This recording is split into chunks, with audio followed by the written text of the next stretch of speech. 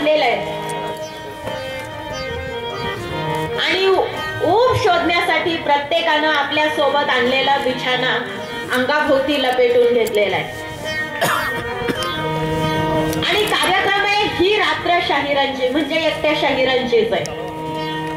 त्याच्यासाठी बाकी कोणी काही नाही आहेत का इथं? अरे हा छत्रपती शिवरायांचा दरबार आहे आणि इथं आपण झोपा काढतोय. आपल्याला लाज वाटायला पाहिजे हो. रायगड आपल्या हिंदवी स्वराज्याची राजधानी आहे आणि या दरबारात आपण झोपतोय.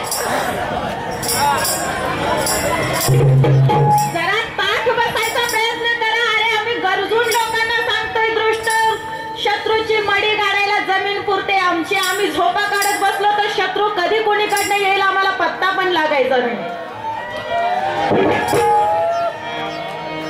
तर छत्रपती शिवरायांनी प्रत्येक माणसातलं रक्त चेतवलं. कारण अन्याय सोसून अगदी मेलेल्या मढ्यासारखी अवस्था झालेली होती या महाराष्ट्राची आणि या महाराष्ट्राला प्रेरित केलं आणि इथं हिंदवी स्वराज्य स्थापन केलं.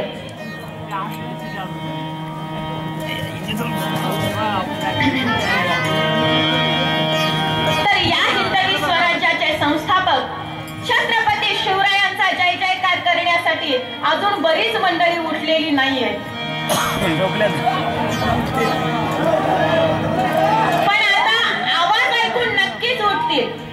तर लक्षात ठेवा आपण दरबारात जमलेलो आहे आणि आता आपण एका अजरामर इतिहासातल्या घटनेची पुनरावृत्ती शाहिरांच्या पोवाड्याची आपण ऐकणार आहोत.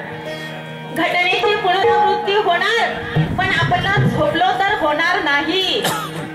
म्हणून